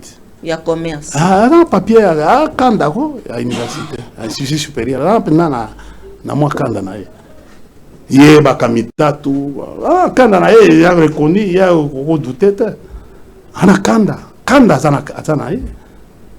Mais et l'autre toujours ko yebisa que non via tika batak, ce n'est pas bien, ça digne. D'ailleurs quand tu viens comment Mutamba à cause de la candidat vieux Baimoto vieux à cause de la peine à requis abanda ko salela oh vieux Boniboko Kulutonga moi je peux me révolter et le vice-président de la République à la niveau oko kitate obi vieux anga ça ne exploit anga ça exploit na ministère de la défense. Vous comprenez? Ngai tango ba nomaki na matata na ina biwo vieux il faut beta sko siko iwana il faut beta mangaka vert c'est-à-dire que non ma desouté via voyant dans le système ya gamel au moment ba biscuit ya pour renforcer tout ça via voyant dans le système aya wala sabatu que non voilà comment on dirige l'armée aux hommes. Merci. Vous comprenez? Aux hommes. Merci beaucoup. Mouchake, ça pembenit. Vieux, il fallait se concentrer. Oui, vieux, il fallait se concentrer pour qu'on renforce l'intégrité en boca. Vous comprenez? Il faut. Au moins, maman, au moins, Nasina Koma déjà plusieurs fois DG, ADG, Yamboka, Oyo. Na koningana kitasuté il faut pas dans la position il faut pas dans la position vous comprenez ce que bimi wana il faut y est directement le président la vice-président directement président de la République ako kitasuté tant on vient accepter comme ministre na mona yango bien té na mona yango neti vient à changer position comme intérêt personnel. Vous comprenez? Parce que Yebisanga, via Zolo Bagano, ils ont intérêt personnel. Et bon, comme ministre, c'est pour l'année. Assouni Banan. Parce qu'il fallait assumer Biso Baramboka. Ministre de la Défense. Parce que au Babylone, ils ont ordre protocolaire, Béaza, ministre de la Défense. C'est tout. C'est ça son titre, ministre de la Défense. Vous avez donc à Kiti, vice-président au ministre de la Défense. À Kiti. Mais, vieux Atikande, hein? Na politique wana oya biso omoni mama Tatiana politique eza musique te politique eza bongo politique ezali honneur c'est de la noblesse il n'y a que des nobles qui arrivent tu ne peux pas venir en politique pour non regarde Trump milliardaire mais tango akoti abosani ko naza milliardaire aye net militant aningi te que no ba que no aza milliardaire mais il travaille, il va travailler son image. Vieux, aux nobles, papa Zagi ministre, même le musée a dit que ministre, vieux Nabiso. Mais population n'a pas monté. Moutouya komi kumisa. Non, politique est à l'olem doté. politique on a besoin ya ko attirer voix moko mais tango politique comme kende nango na ndenga lolendo vous comprenez ngai na ngai omoni ngai ba para na ngana bimana ngande kende vous comprenez ngai na bimana ngande kende mais nazawat lelo je me suis imposé et ça papa je me suis imposé la politique la famille sa Congo même sur le plan international. Donc, vieux, le coup, on a dit ça, bana va pauvre. Même si on va parler de la pauvreté. Le coup, on a dit ça, bana va pauvre. Mais to bima, na mai, na océan, to zo bunda. Vous comprenez? Je me suis sur la pessie, vieux, kengo, à donner le bout. Na yembele nzembo, on a dit, nous les pionniers d'Isaïr, nous chantons allègrement. Encourageant derrière notre guide de la révolution zaïroise, notre trimonier, notre sauveur, Olivier, sa femme d'Azo, Seka. Vous comprenez? Nous avons rappelé Mme Wakala. Tant que nous avons dit, na kilote. Comme président pour protéger Congo. Nous avons une kilote bleu-blanc, après bleu-blanc, nous avons un kaki blanc. Et nous avons bêta. Beta vert, kilote verte na chemise. Au moins ba série na biso na comme rappeler mama kambe belé. Nelo bazako beta biso ba règle. Au moins ba ekero na ba règle. Ba au moins kamati ba capuchon yo ba ya bierona. Ba tielio ozo s'agenouiller. Ba makambu ya kala po na makambu kaka pour multiplier le nombre fois 125 est égal combien? Vous avez et donc, on est acquis. Pour multiplier un nombre par 8, pour diviser un nombre par 8, merci. Ce monde aux autres là, ce que Bostani, c'est un monde merveilleux. Mon livre, mon merci beaucoup. Mon vieux, Nazoye Bissavie, parce que Kalami était vieux Baobunga. Bazoke n'a pas bunga. Parce que 2024, 2020, tout ça, politique est là, bon hôtel. Parce qu'à l'île, Mboka, ils ont Kenango, Talaba candidat de Namoni, sur 25 000 ou sur 27 000. Nous sommes la pauvreté, ils ont manque d'emploi. 5 000 candidats. C'est-à-dire que le président n'a pas planifié sur la création d'emplois. Dans sa politique, il n'a pas fixé ses yeux sur la création. Comment, depuis il est venu ici, aucun investisseur dans ce pays. Comment on va venir créer les emplois dans ce pays? Voilà zéro pour le président. Vous avez le président Chilombo a échoué dans tout. Débat rationnel. Vous comprenez? Même si on tourne vieux la campagne, on a retrouvé beaucoup à Lubumbashi et ailleurs. On les pose des questions. Petit nanga, mais la peur dans les camps du président, c'est quoi? C'est-à-dire qu'il y a quelqu'un qui vient à déranger Bango. À déranger Bango. Katumbi a dérangé Bango Makasi. C'est-à-dire qu'il est devenu l'homme à battre. C'est-à-dire l'homme devient. On ne pensait pas on pensait que le boulevard était vide. Tango biso batu ya FCC tolobi toko. Donc on les a qui jouent à Kabila. Non, ça n'a rien à voir. Ça n'a rien à voir. Voilà ekomi kaka. Shadari 2. Ekomi kaka. Ekomi kaka. Maman ngam na yebisaki biso raison na biso toaki na 4 raisons. Loi électorale. Il y a Mayuya, il y a un compliqué ma situation. Deuxièmement, Torobaki Makambo Seni Oyo, et il y a Malamute, il a une expérience, Tala Potopoto. Seni sera responsable, à Makambo, il sera responsable. Et là, comme ça, il y a Cour constitutionnelle. Tolobi Ango, 4 inclusivité. Il faut que candidat Nyosoba, Tolobaki 4.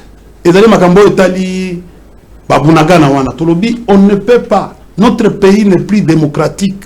Depuis Bazaba a imputé, Rwanda a imputé parti espace. En Sciences Po, Balobi Boye, pour nous, les politistes, nous disons, quand un pays est amputé par un espace, le pays n'est plus démocratique. La notion de la démocratie n'est plus démocratique. Mais moi, parce que le territoire, vous vous battez pour le territoire. Quand il y a un espace, un grand espace, est déjà imputé, commence à dépendre d'un autre État. C'est comme au Crimée, dans Donbass. Ce sont les Bamboka Oyo, ils ont appartenir. On ne peut pas appeler, par exemple, Mboka démocratique. Pourquoi? Parce que le président a perdu un contrôle, le contrôle d'un espace. Merci. Aujourd'hui, nous disons que élection exatée et na kola bisayo dossier parce qu'il faut pourquoi au kolobaki élection exalité tozongi sous la réalisation d'Eric Lukeba ensemble na Michael Mikandeke Jojo Komingo ba pesa biso Moïse Katumbi mokolo ya lobby dimanche akende ki pote akenda kota la conseiller spécial oyaye mwana mboka to biso bansote bakangaka Salomo Kalonda kasi akende ki babite azali sous na prison ya ndolote selon ba invité de fois ona yambaka ba pesaka mbela o ya bango alobite azalaki empêché par le pouvoir ya tata mokambi ekolo Félix Tshisekedi pote akenda komona conseiller spécial kasi apesaki mbela na micro na biso ya Réaco News Télévision Petele News RDC bapandisa ngo bazalaki baike o bazwaki intervention et Tolanda.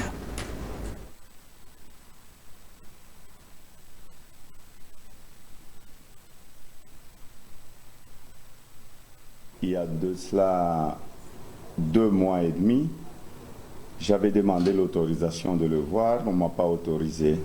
Je suis allé encore aujourd'hui. C'est quelqu'un qui est entre la vie et la mort. C'est vraiment inhumain, c'est de l'acharnement. Et je me pose la question si le président Félix était un vrai opposant, s'il a fait réellement de l'opposition. Parce que même à l'époque, lui aussi avait besoin de voir des prisonniers de l'IDPS et d'autres prisonniers politiques. Kabila l'autorisait. On est en train de tuer Salomon à petit feu parce qu'il est entre la vie et la mort. Il y a eu un rapport médical avec 2 médecins. Le président de la République a obligé d'ajouter encore 18 médecins. Malgré le rapport de 20 médecins, Salomon est toujours bloqué et il n'y a personne qui peut le voir. Moi, je suis comme son grand frère, je suis son président du parti politique et c'est mon conseiller politique. Et aujourd'hui, j'étais là, encore pour la 2e fois, on me refuse. Je crois, s'il arrivait quelque chose à Salomon, que le président Tshisekedi ne puisse pas venir nous dire qu'il n'était pas au courant, parce qu'il est spécialiste en ça. C'est vraiment de l'arbitraire. C'est maintenant 2 fois qu'on me refuse de voir mon conseiller politique à l'hôpital ici. Voilà. Tozongi na plateau na biso, merci na bino banson baye bozali baïkie soki na no s'abonner te s'abonner na Télé News RDC. Merci na Roger Mangwanda d'être scotché branché prompt rétablissement na USK ozali kolanda biso l'homme de Dieu. Merci na ba congolais banson baye bozali baïkie bokolanda biso ya mimila ifeta mokonzi import export LKM toujours au service de la nation. Colonel Donald Yoke na pesi mbote siko kolanda biso depuis commune ya Bandalungwa ensemble na vieux Médard Itombo, je suis de cœur Itombo Médard Nabino Banson India Force Yomoko uti kolanda Colonel Donald Yoke. Voilà, moi na bandala tongo. Et moi na bandala tongo vient na biso. Toujours. Vient à Bissau. Ah, moi, Salama. Dimanche, vient au Bossani, vient Louis Sa. Au Bossani, vient 1000. Il y a Banque Centrale. Vous comprenez? Voilà ce que. Hein? Ah!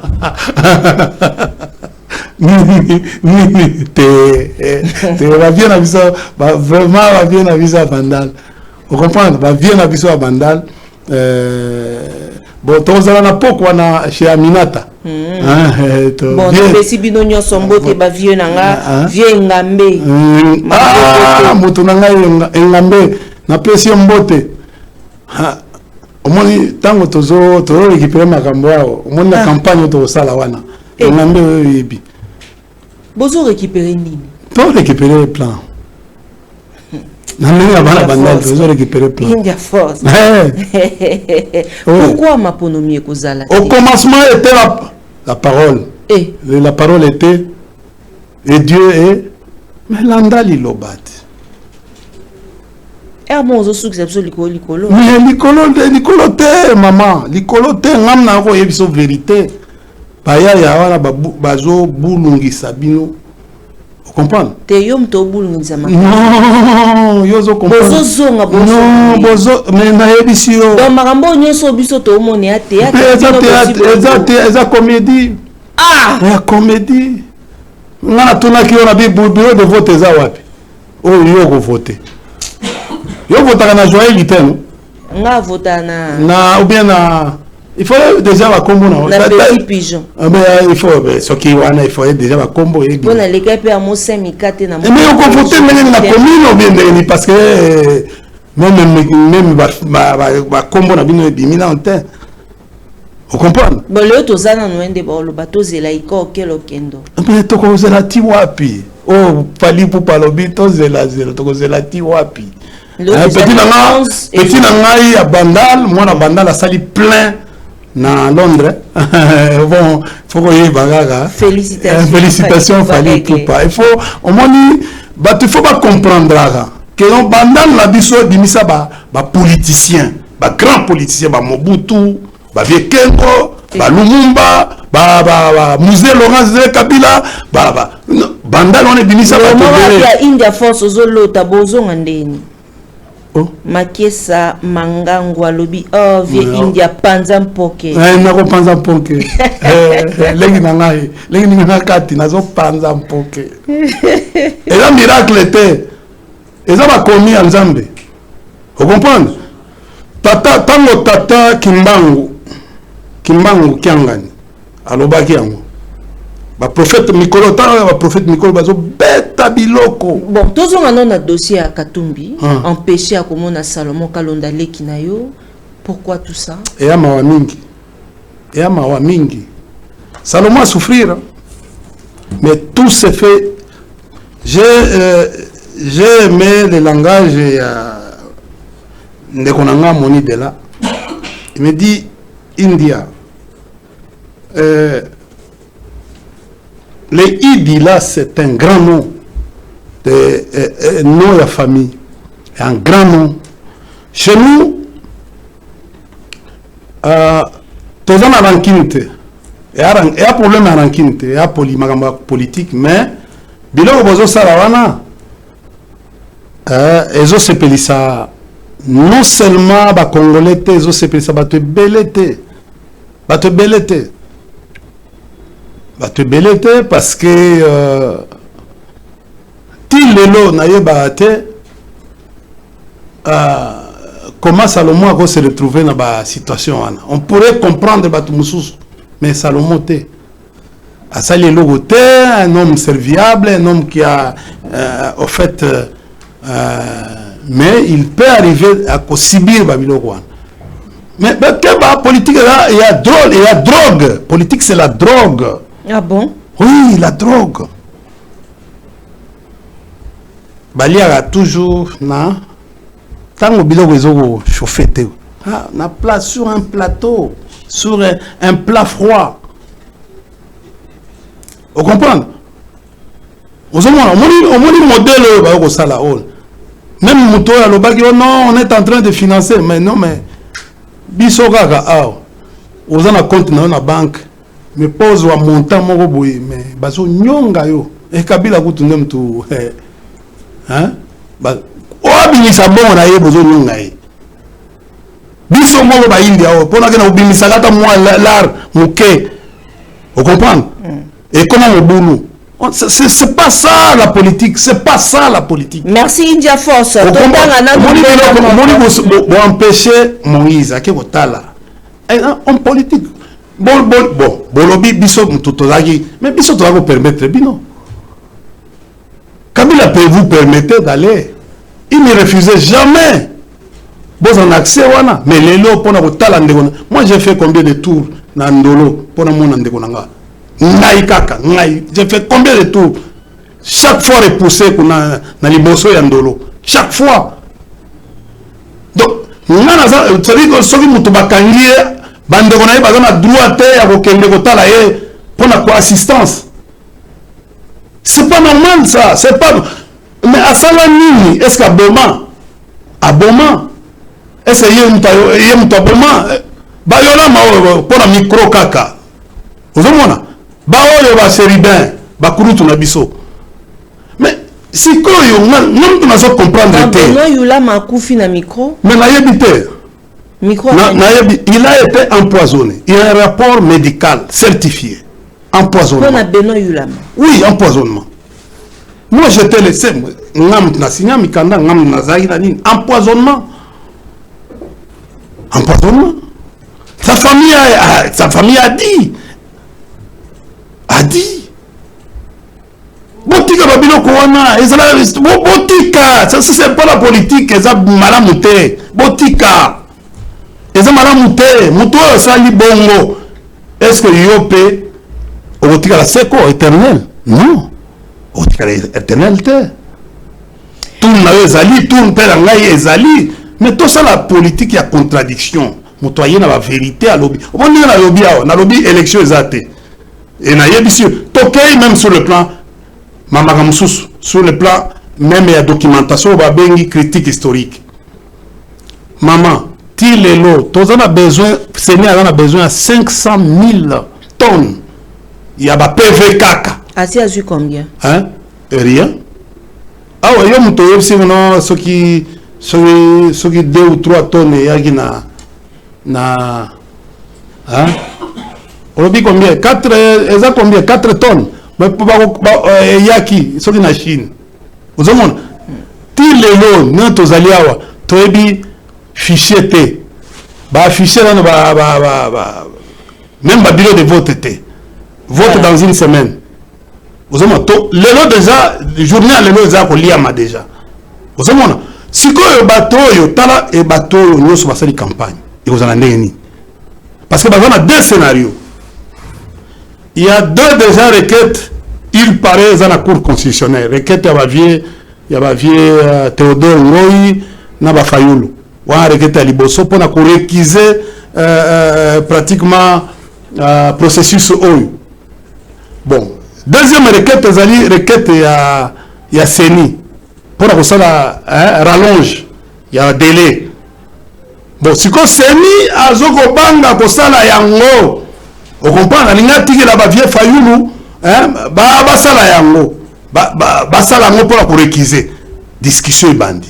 Je crois cette semaine ici les travaux peuvent se dérouler à la CENI. Bon, tu dis que non na cour constitutionnelle, tu dis que non cour constitutionnelle ils allaient en majorité et là il y a bandi quoi régime. Pour bango mutu ba nommer bango ba caisse na bango de résonance. Mais tous là. Vous comprenez? Mais, la machine a voté. Ils ont fabriqué na Corée du Nord et Corée du Sud. Quand est-ce que la machine a nanga awa? Il faut pas fomenter, c'est-à-dire il faut pas reprogrammer yango. Pourquoi? Parce que candidat c'est-à-dire que non, il faut reprogrammer en c'est-à-dire que non, Kolongolango a 2 votes successifs. Et comme à 4 votes, c'est-à-dire au bandit na président de la République, auquel na députés nationaux, auquel na députés provinciaux, auquel na conseillers communaux. Et puis bango balobi boye. Bango, et là on va jouer sa population te. Balobi boye. Ce qui ont manqué de vote moko, ton bulletin est annulé. Même si on vote 3, même si on vote kaka, cause nous tous avons besoin de voter président. Mais ce que Bossani kaka que non voter président, à Bossani que non voter à voter pour député na été. À l'ingé député parce que ayebi eloko akosalate. Vote wana nyonso za nil. Donc so ba la kisi ba touté avant élection. nous risquerons d'avoir un tas de bulletins nuls pour Seigneur Lingi Koyeb Sabatote. Nazo Fongola Batumitu. Seigneur, Namutu Nayaka, toujours Koya Koloba Liboso pour dénoncer ma pratique Nabino. Pourquoi vous n'informez pas la population sur votre processus? Pourquoi vous ne... J'appelle la CENI à un débat. Un service de communication CENI à Moboulou. Ils ont fonctionné.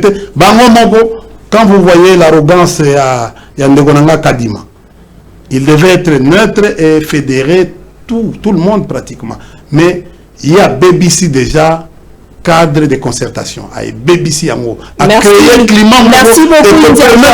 Merci. La transition sans président Tshisekedi, on va réformer la CENI dans le peu de jours pour organiser ma ponami à Kitoko. Merci beaucoup. Merci. Oh maman. C'est la totale nous article moko et komami awa Marie Olive Lembe, c'est que l'amour ne meurt jamais.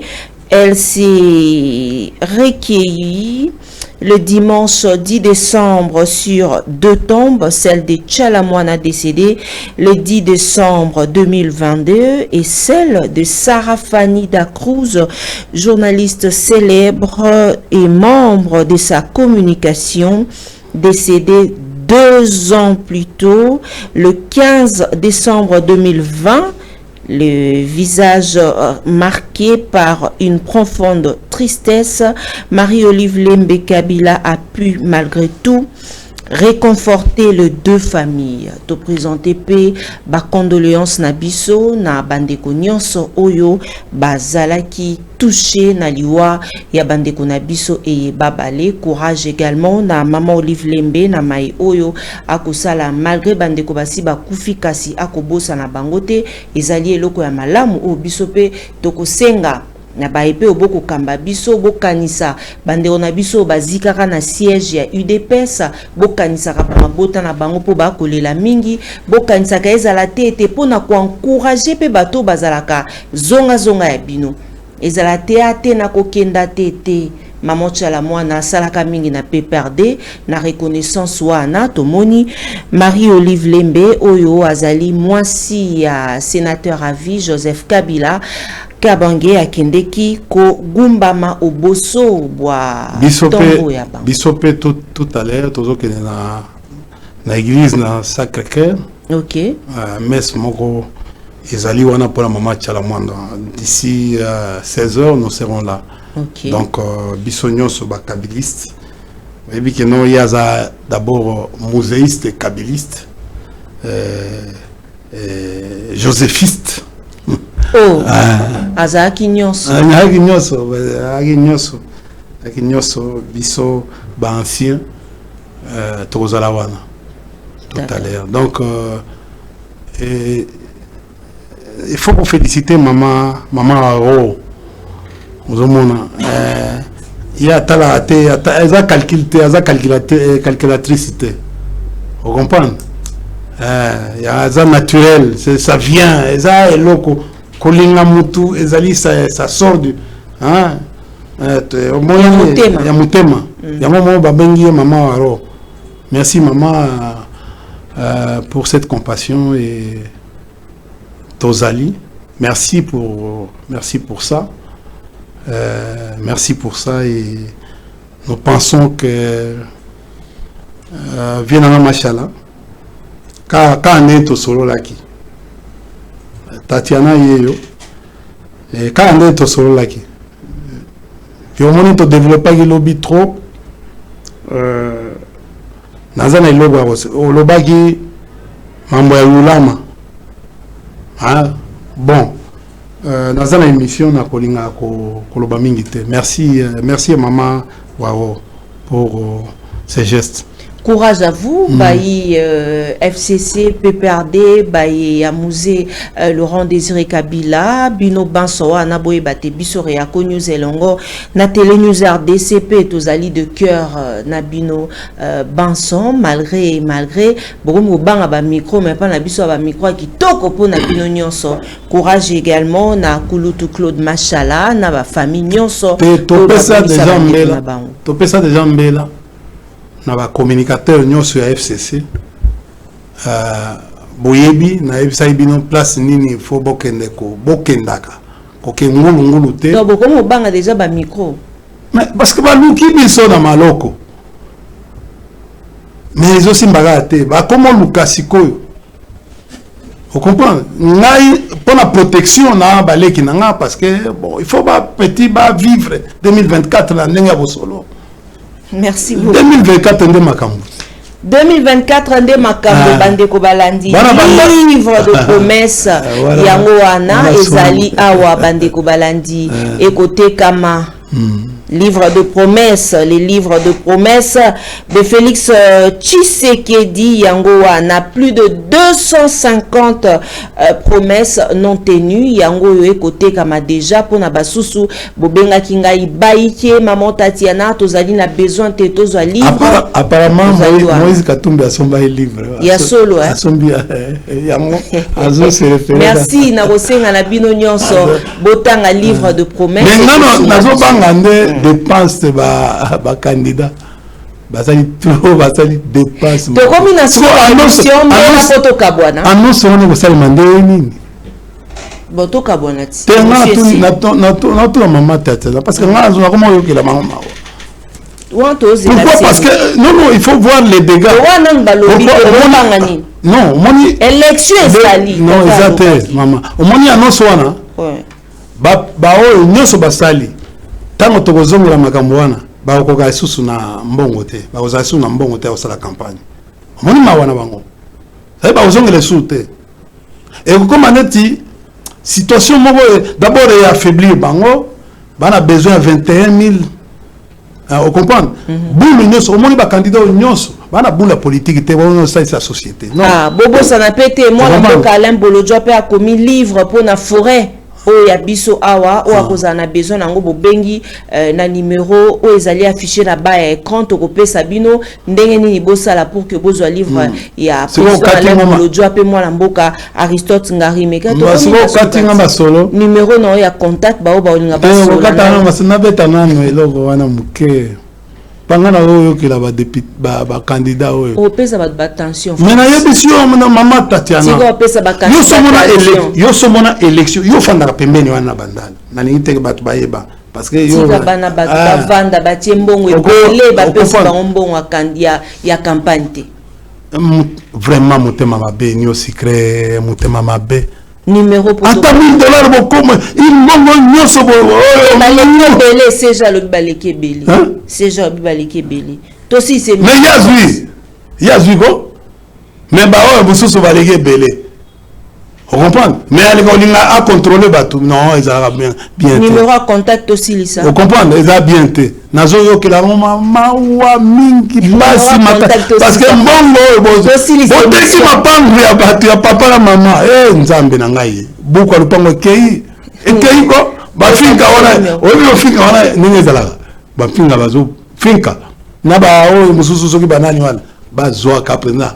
Numéro à contact aussi. Numéro à contact.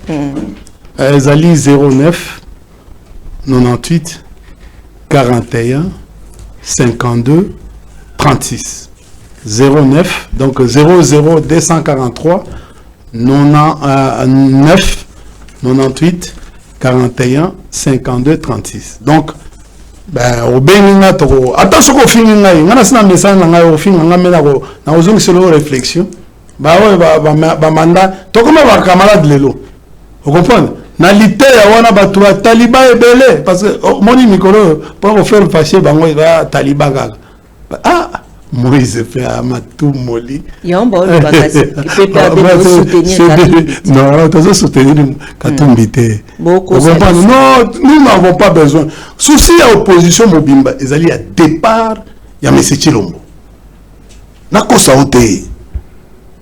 Vous comprenez?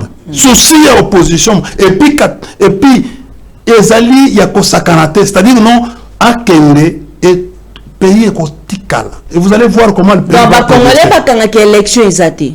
Élection ezate maman Tatiana nazo yebisa lelo. Vous comprenez? Spécial biso numéro aussi ça s'il vous plaît, aussi c'est émission. Litsusu 00 là les sous pour na monde ba okomelanga ya. 00 243 9 98 41 52 36. Donc, vous savez que non émission où il y a l'élo à maman Tatiana na yé pona à une semaine des élections mboka eza na matériel eza mbongo ezate parce que quand il m'a posé la question ndenge nini to kosala sa mbongo abi oza mobulu. Il est resté dubitatif jusqu'à aujourd'hui à convaincre la population que non élection aux ala. Bon, na yebite ce que magie pour ça l'élection il y a commune moko. Pourquoi? Parce que au moins bisogno se dotika la commune so to qui commune kitambo to mulongo. Rajabou Abdallah a commis vraiment India Force, la référence politique de la nouvelle génération RDCienne. Merci beaucoup. Merci, voilà. Merci na ngai nazo keka na bosolo. Ozomona na kosala politique ya lokuta te. Oya kadio chate na na télévision pour na kolakisa bino que il y a une impasse dans mboka na biso. Impasse wana ezali mukolo boko annoncer report na bino mukolo yo eloko liboso makamoko bandane na yo secret parce que choc wana ya ba candidat oyo baza 50 déjà bobozo kamba biso na mboka déjà il y a ça na mboka na mboka ya posakana première dame pezali ba congolais ebe biloko wana to supprimer ngo mbongo ezoke biloko wana omoni tango lera mama Olive mama lezaki makamna ya kotala politique te oyo comment bato ata bango moko ba ko nous sacrifier première dame moi politique za rappel mafinga il faut côté photo na première dame na campagne électorale. Ça se fait où? Dans quel état? Même aux États-Unis. Même natila comment on va biloko a boyete. Natila comment on va biloko a boyete.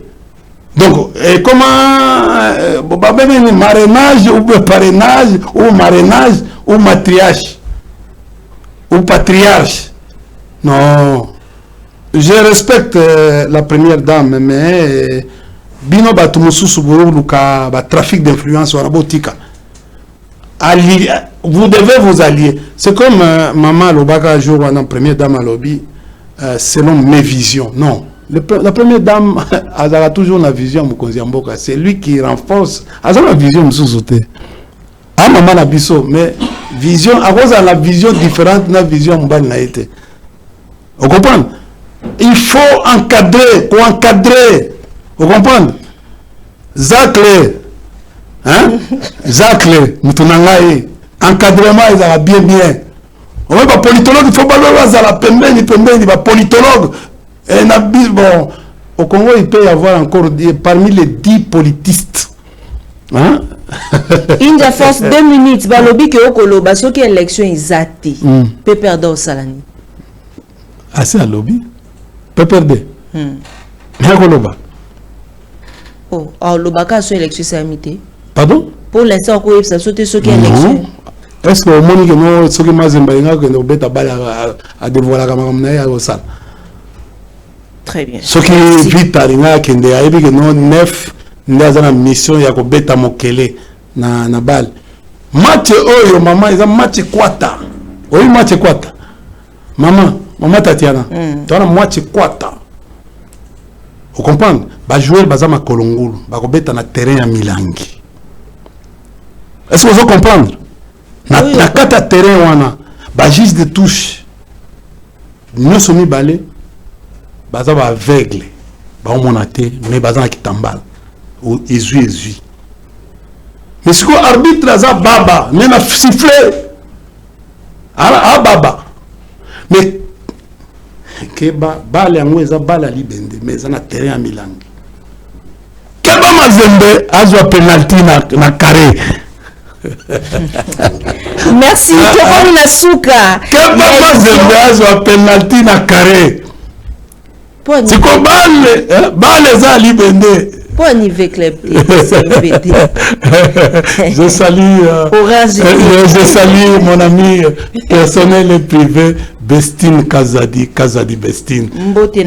Maman conseiller. Merci Naba Congolais nyonso, merci Naba yo Bolanda Kabila. Mais alors, yo complété présidente voilà. Merci Naba Congolais, merci. Babi va longola déjà. OK. Le club peut comme Kebaki. Ba turc. OK, comme une société. On a payé dossier. C'est quoi on a quand on moni ndemwele. Tellement ndemwele qui au la liga. TV et Fandi ezoko talabatu. Merci beaucoup. Il y a une pression mbote si kozali. Bon, et ça l'a pas cité dans le vérité. Élection zapié. Toyoki ndenge mwana mboka lobi quand même ba koloba awa bongo na bongo bana ya lukunga bobosana te bozala baike soki maponomi ekosalema bo voter mwana mboka Mike Mukeba Inkoso na numéro 749 azali. Mais ko voter moto ya escroquer bisote na gratuité ya enseignement. Il gratuité pour maternité à Mobulu. Ah bon? OK. Bana ya matete, bozali baike, toko belela bino voté numéro 70, Bambe Dishubi Dadi. Voilà. Mike Mukeba ya bimite azali toujours na bolo côté mokolo ya lelo.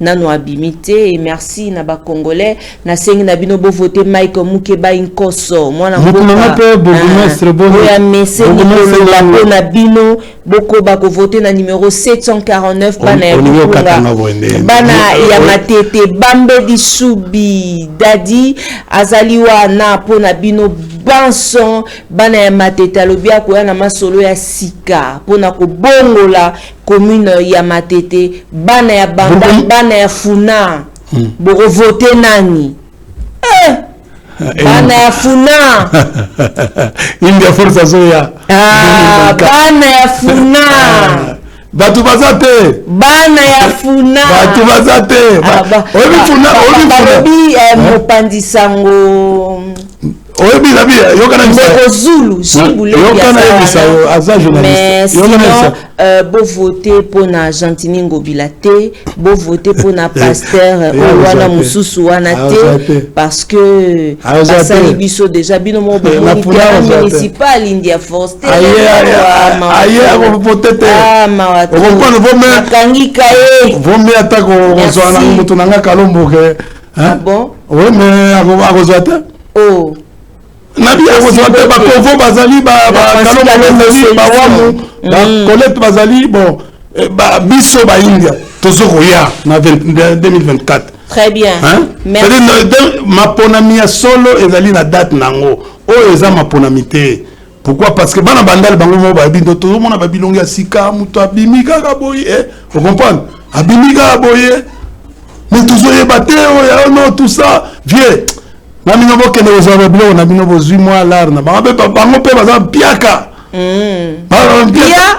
piaka on comprend ozomona mutu na bandal kuna pesa jeune moko boya bimi boye levi pai te petit na ngai ozwa te ozwa te bon aussi c'est merci na ba congolais na linga rabino mingi ya sala tant que azuna merci na bino bozala moni bandal wana aussi c'est mission yokana bisayo moni bandal wana bandal yana batu nango on comprend ba petit wana ba ko saka na yo neti hein ba petit bazana na carte d'électeur oui ya pas azali bon aza a ministre nga pe biso pe tona nini a ministre mais na reçu un ministre Tossi ici émission, merci na ba congolais bazo la réalisation. Tossi cette émission s'il vous plaît India Force bomba yango pour la prochaine émission. Merci na ba Ebanson Bolandara Maman Tatiana équipe rédactionnelle à Mokolo na Tondi Bino Botondi.